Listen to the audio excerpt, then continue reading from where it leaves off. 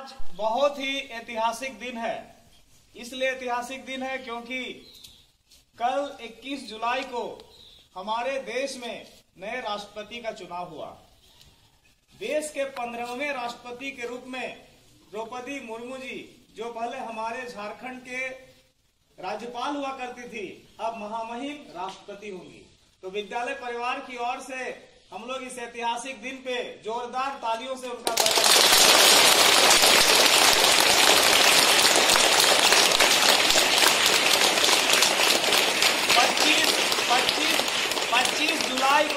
25 जुलाई को देश के नए राष्ट्रपति 15वें राष्ट्रपति के रूप में उनका शपथ ग्रहण समारोह होगा। तो ये इसलिए खुशी की बात है पूरे देश के लिए क्योंकि अनुसूचित जनजाति समुदाय से हमारे देश में 75 साल आजादी के होने के बावजूद कभी कोई अनुसूचित जनजाति वर्ग से राष्ट्रपति के पद तक नहीं पहुंचे थे। वो झारखंड की जब राज्यपाल बनी उस समय भी पूरे देश में कोई महिला और जनजाति समुदाय से आने वाली पहली गवर्नर थी पूरे देश में। उनका जीवन अगर देखा जाए तो बहुत संघर्षमय रहा है।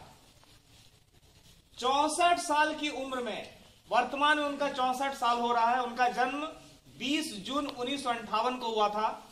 सबसे कम उम्र की राष्ट्रपति के रूप में भी वो हमारे देश में जानी जाएगी, वो भी एक इतिहास है। सबसे कम उम्र की राष्ट्रपति 64 इयर्स।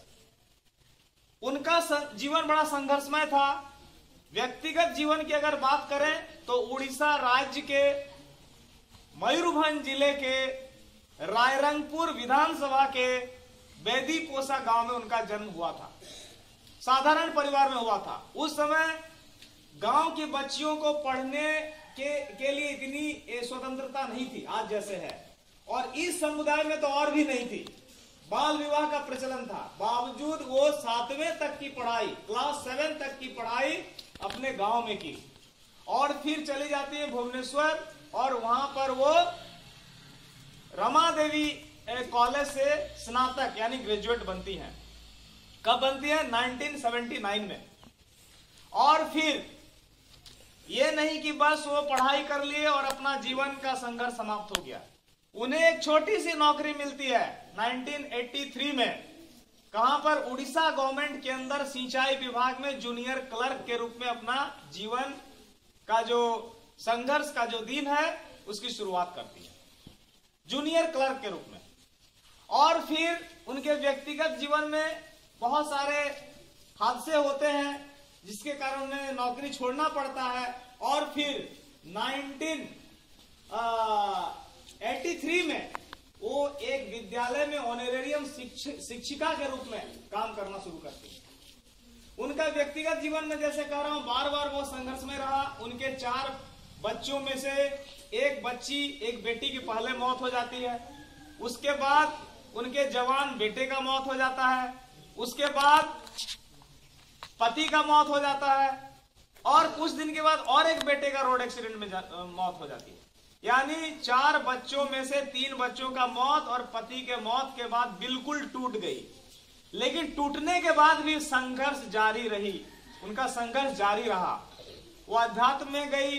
राजस्थान माउंट आबू में ब्रह्म कुमारी राजयोग वहां जाके की, अध्यात्म में अपने आप को संभाली। उस समय कोई भी दूसरा होता बिखर जाता कि मेरा सब कुछ खत्म हो गया। यही संघर्ष हमें सीखने के लिए बाध्य करता है। और वहां पर अध्यात्म में जाने के बाद वो अपने आप को संभाली। राजनीति में भी बहुत छोटे से कार्यकर्ता के रूप में अपनी शुरुआत की। वो अपने जीवन की शुरुआत रायरंगपुर में जो नगर परिषद है उसमें एक पार्षद के रूप में अपने जीवन की शुरुआत करती है। और उसके बाद 2000 में विधायक बनती है रायरंगपुर विधानसभा से। फिर 2009 में दूसरी बार विधायक बनती है और 2000 में जब जीतती हैं तो उस समय उनको उड़ीसा सरकार में उनको परिवहन, सिंचाई, मत्स्य, पशुपालन जैसे प्रमुख विभागों का राज्य मंत्री स्वतंत्र प्रभार भी बनाया जाता है।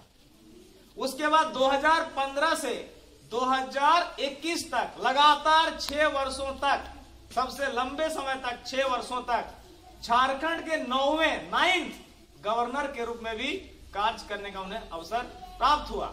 ये हम लोग के लिए सौभाग्य की बात है कि उनका अगर जन्मभूमि क्या है, उड़ीसा है, तो उनका कर्म भूमि झारखंड रहा है। और आज अगर महामहिम के रूप में वो 25 को शपथ लेंगी तो झारखंड का नाम भी उनके साथ साथ जुड़ा रहेगा, क्योंकि ये बात आएगी कि यहाँ के गवर्नर थे। तो उड़ीसा के लिए, झारखंड के लिए तो गर्व का विषय है, पूरे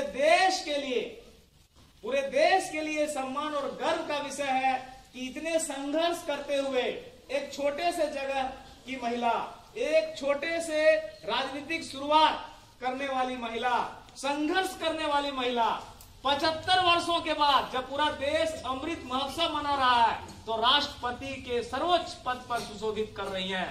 हमें अपने जीवन में उनके संघर्षों से सीखने और प्रेरणा लेने की जरूरत है। तो आज हम विद्यालय परिवार की ओर से उनको, उनकी शुभकामना उनको करते हैं और इस खुशी को हम सब आज विद्यालय में बांट के इस खुशी को हम मनाना चाहते हैं। ठीक है, बहुत बहुत धन्यवाद।